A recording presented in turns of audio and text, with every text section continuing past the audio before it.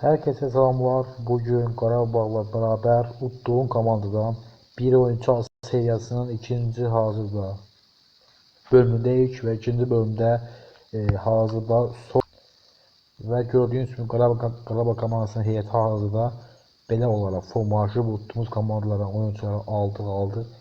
Belə bir heyet sonunda formalaşmış oldu. İndi isə gəlin keçək oyunumuza. Olimpik Lyon komandası ilə qarşılaşırıq. Qarabağ Olimpik Lyon oyunun gələn simulyasiya edək. İlk oyun qeyddəki səfərədir və ilk oyun simulyasiya edirik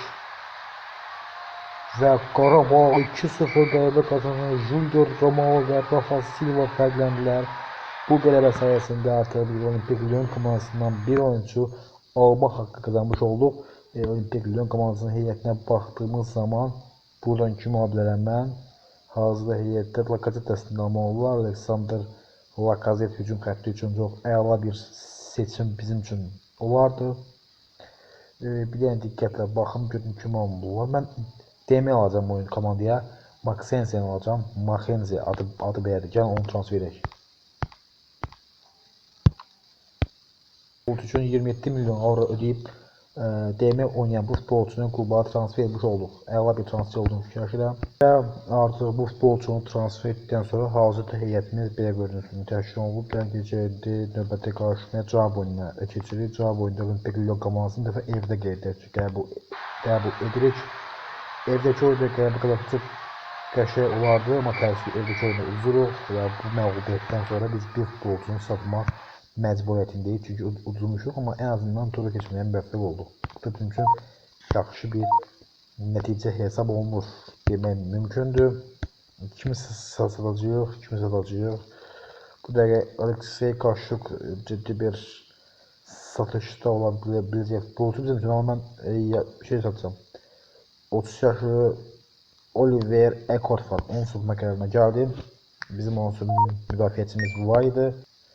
Və növbəti turda biz Old Trafford'dayıq və Manchester United ilə qarşılaşacağıq. Çox çətin bir bizə rəqib gəldi 8-1 finalda və bu komandanı məğlub edib buradan bir oyuncu almaq istəyirəm, amma görək bu baş tutacaq yoxsa yox. Maçı simulyasiya etdik. Old Trafford'dayıq. Qarabağ komandası United'lə 0-0 bərabərə qaldı ilk oyundan sonra. Görək ilk oyundan sonra 0-0 sonra bu komandada bir futbolçu biz almırıq. Çünki ilk oyun bərabər etdiyi üçün. Və gəldik çatdığı Manchester United komandası ilə cavab oyununa. Bu oyunu simulyasiya edirik indi. Görək Qarabağ komandası hansı qazanacaq. Yasin Penziya qol vurur. Və penalti seriyasında Manchester United 5-4 hesabı ilə məğlub edən Qarabağ komandası United səhvini çətinliklə olsa keçməyə müvəffəq olur. Və görək United komandasının niyyətində bizim ala biləcəyimiz kim var? Burada əslində müdafiəçi alma olar və yaxud da müdafiəçi alma olar, o 100%'dir. Bruno Fernandes alma olar, amma mən müdafiəçi almağı üstün tuturam. Müdafiəçi yox, LB alacağım. Çünki bizim LB'miz çox zəifdir. Burada No Sayır var, No Sayır adı belədir deyəsən. Mazroi. Gəl onun kluba transfer edək. Futbolçunun 32 milyon avro ödəməyə hazır bu futbolçu üçün və Mazroi klubumuzun heyətinə qatılmış olur. 27 yaşlı Mərakeşli futbolçunun kluba transfer etdiyi. İndi gəlin keçək 4-1 finala. Gəldik çatdıq artıq Avropa Liqasında 4-1 finalda. 4-1 finalda rəqibimiz İspaniyanın Real Sociedad komandasıdır. Bu komanda ilə qarşılığında əvvəlcə heyətimiz hazırda gördüyünüz kimi bu oyunculardan təşkil olunub. Gəlin elə isə keçək 4-1 finalın ilk oyununa evdə yox, səfərdə və səfərdə rəqibimiz Real Sociedad komandasıdır. Bu oyunu ilk oyun simulyasiya edirik. Qələbə qazanırsa çox əla olar.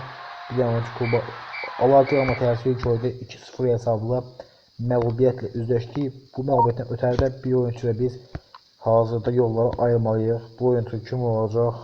Bu oyuncu Bəhlul Mustafazadə olacaq. Onunla yollarımızı ayırdı. 1,5 milyon avro qarşılığında bu oyuncunun klubdan göndərdim. Və keçək növbəti oyunumuza. Növbəti oyun cavab oyununa keçirik. Bu dəfə doğma raketçilər önündə bu komanda ilə qarşılaşırıq. Son qarşılaşmaya çıxmışdan əvvəlki heyətimiz hazırda budur. Görək cavab oyunda qələbə qazanmaq mümkün olacaq yoxsa yox. Maç simulyasiya etdik.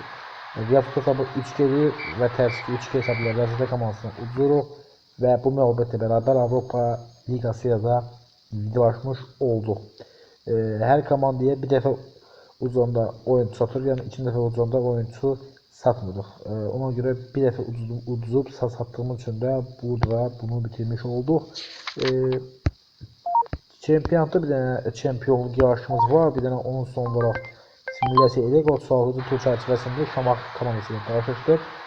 Şamaxı qarşı oyunda 4-2 hesablı qələbə qazanmağa müvəffəq olduq. Zirə qələbə qazanıb. Təəssüf ki, Zirə komandası çempionatda çempion olur. Bu da ayrı bir sürpriz məqamdır. Zirənin çempion olması. Kubok finalları ilə biz Zirənin özü ilə qarşılaşdıq və Mekil sınaqları qapası ilə qoyulur və kubok finalında biz Zirəyə 4-0 hesabı ilə qalib gəlməyə müvəffəq olduq. İndi isə əziz dostlar, burada artıq yayımı bitiririk. Bunun 3-cü bölümü də gələcək. Kanala abunə olub like atmağı unutmayın. Hər ilə sağollaşıram. Sağ olun, salamat qalın.